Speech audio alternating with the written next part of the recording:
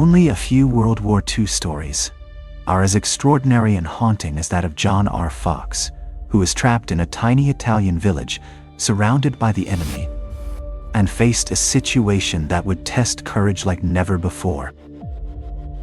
Some acts of heroism are so quiet, yet so powerful, they echo far beyond the battlefield, and even many years later, remain breathtaking.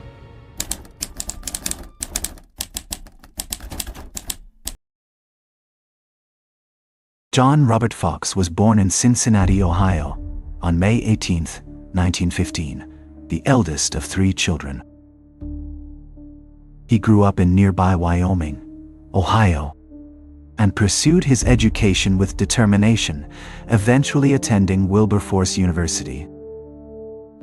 There, he participated in the Reserve Officers Training Corps. He graduated with a degree in engineering and received his commission as a second lieutenant.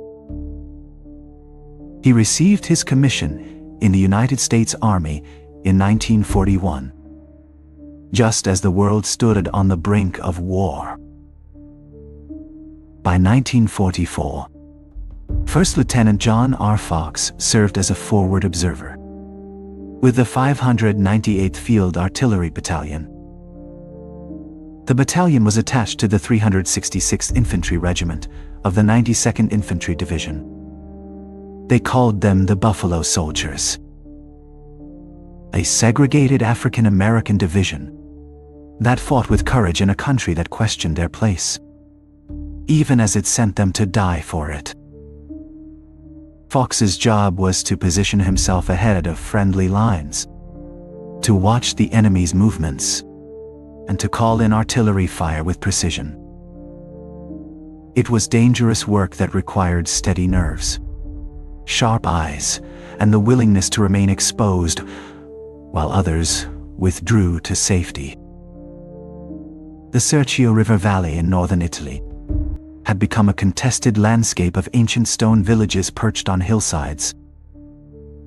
There were narrow, winding roads and dense forests that swallowed the sound of approaching soldiers. By late December, the German forces had begun mounting desperate counterattacks, trying to slow the Allied advance through the Gothic line. The small village of Sommocolonia sat like a watchtower overlooking the valley. Its medieval houses built from gray stone that had witnessed centuries of conflict. Christmas Day of 1944 passed quietly in the village. American forces had occupied it for several weeks. The soldiers celebrated the holiday as best they could in the cold Italian winter. But even as they shared what meager rations they had, something was shifting in the darkness. Under cover of night, German soldiers dressed in civilian clothes began infiltrating the village, moving silently between the buildings. They moved cautiously through the narrow streets, slipping past shadows and doorways, quietly taking up positions in preparation. By the time the sun threatened to rise on December 26th, the village was no longer secure. The enemy was already inside. Around 4 a.m, the attack finally began. The infiltrators dropped their disguises and revealed themselves. Uniformed Wehrmacht formations launched their assault with overwhelming force. Artillery shells screamed through the pre-dawn darkness. Explosions erupted against stone walls, sending showers of debris into the streets. Mortar rounds fell in rapid succession. The blasts ripped through the village, breaking windows and collapsing roofs. Then machine guns opened fire from several positions. The Germans were throwing everything they had into the attack, filling the air with the roar of gunfire and the crackle of explosions. Infantry, armor support, and concentrated firepower, designed to crush the American defenders quickly and without mercy. Reports poured in from every sector. The village was quickly being overrun. The enemy held the advantage in numbers. Their assault was coordinated and relentless. American infantry units began withdrawing from Sommocolonia. They fell back to more defensible positions in the valley below. The situation was deteriorating rapidly.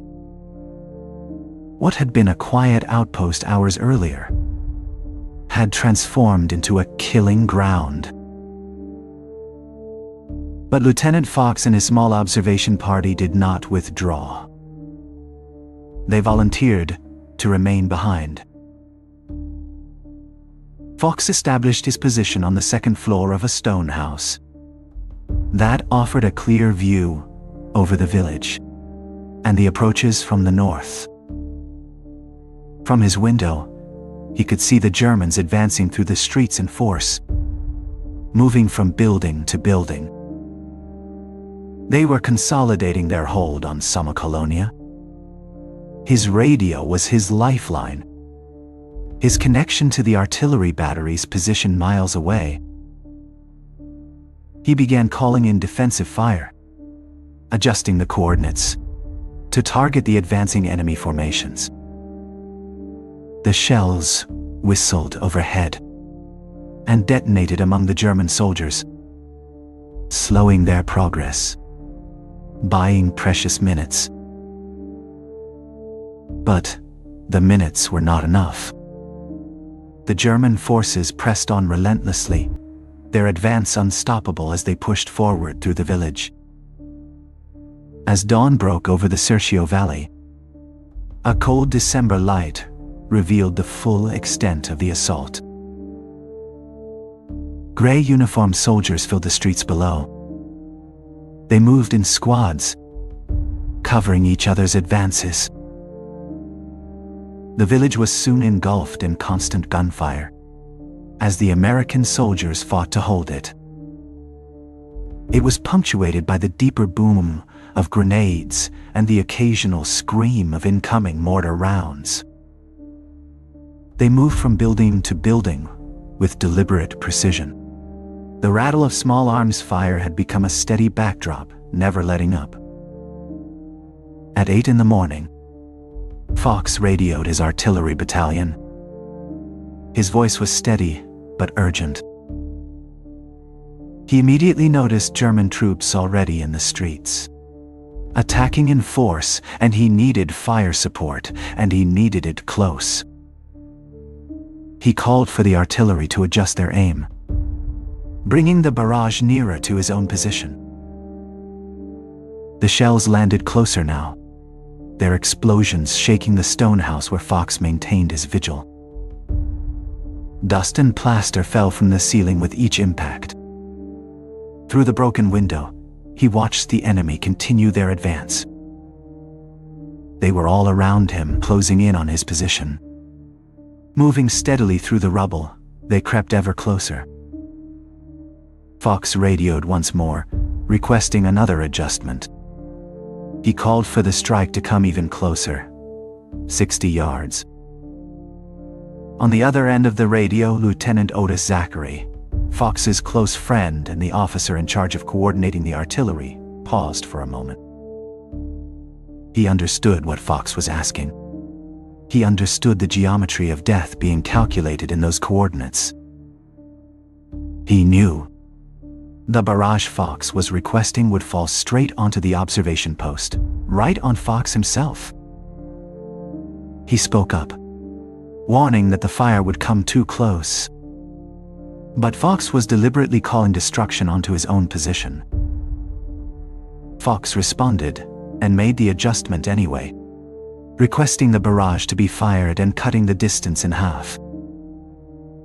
Through his field glasses, he could see the German soldiers moving through the streets below in large numbers. They had surrounded his building and were getting ready to storm it. There was nowhere to run. There was no way to retreat, and the observation party was completely trapped, with the enemy steadily closing in, leaving them exposed and vulnerable. Fox made his final transmission, his voice cutting through the static, clear, steady, and certain. He told Zachary to fire. He said there were more of them than there were of us. He told him to give them hell. Then the radio fell silent, leaving only the tense stillness of the battlefield. The line of communication was gone, and the men were left to face the enemy on their own. The artillery barrage that followed was concentrated and devastating. Shell after shell rained down on the coordinates Fox had given, striking with relentless force. That section of Sommocolonia erupted into an inferno, with high explosives tearing through the streets and debris flying in every direction. The stone house where Fox had maintained his position was obliterated. The Germans who had surrounded it were caught in the maelstrom. They were caught off guard by the barrage, torn apart by the explosions they had not anticipated, leaving many casualties in its wake. This unexpected artillery strike left bodies strewn across the rubble, a grim testament to the cost of that small patch of ground. When the smoke finally cleared, the rubble revealed the grim toll. Approximately 100 German soldiers lay dead among the ruins. The advance had been stopped. The enemy's momentum had been broken, leaving their forces scattered and disorganized across the shattered landscape. The attack that should have carried through Sommocolonia and into the valley beyond had been halted by one man's willingness to call fire down upon himself. Lieutenant John R. Fox was found dead amid the ruins of his position, together with the members of his observation party. They had held their ground until the end, coordinating the fire that would claim their lives, their courage unwavering even as the world around them fell to pieces. Fox's sacrifice had bought time. Time for American forces to reorganize. Time for artillery units to reposition. Time for infantry to establish new defensive lines. By January 1st, 1945, Allied forces had counterattacked and recaptured Sommocolonia. The village was secured. The German advance repelled, leaving the shattered streets and ruined buildings. Fox was buried in Colebrook Cemetery in Whitman, Massachusetts. In 1982, he was posthumously awarded the Distinguished Service Cross. The initial recommendation for the honor had been lost in the chaos of war and its aftermath. Even the Distinguished Service Cross couldn't fully capture the courage and selflessness Fox had shown against overwhelming odds. In the early 1990s, the United States Army commissioned a study to investigate whether African American soldiers had been systematically denied the Medal of Honor. They investigated whether this was due to racial discrimination during World War II. The study confirmed what many had long suspected.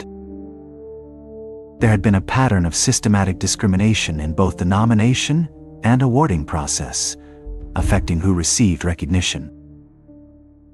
In 1996, the research recommended that 10 African American veterans be awarded the Medal of Honor.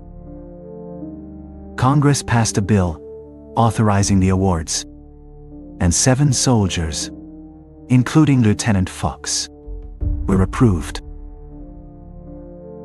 On January 13, 1997, more than 52 years after Fox's death in Sommocolonia, President Bill Clinton presented the Medal of Honor. He presented it to 7 African American soldiers in a formal ceremony at the White House, honoring their bravery and sacrifice. 6 of the awards were made posthumously, accepted by family members, who had waited decades for their loved ones to receive the recognition they had earned. Fox's widow accepted the medal on his behalf. Vernon Baker was the only living recipient at the ceremony. The citizens of Sommocolonia never forgot a young American lieutenant who had given his life to save their village. After the war, they erected a monument to the 9 men killed during the artillery barrage that December morning. 8 Italian soldiers and Lieutenant John R. Fox, whose bravery and sacrifice on that fateful December morning would be remembered for generations. In July 2000, the village of Sommocolonia dedicated a serene peace park in memory of Lieutenant John R. Fox and his unit. A place where visitors could stand and remember the cost of freedom, paid in the currency of young lives and impossible choices. Lieutenant John R. Fox remains a symbol of courage that transcends circumstance, a man whose selfless actions in the face of overwhelming odds continue to inspire all who hear his story.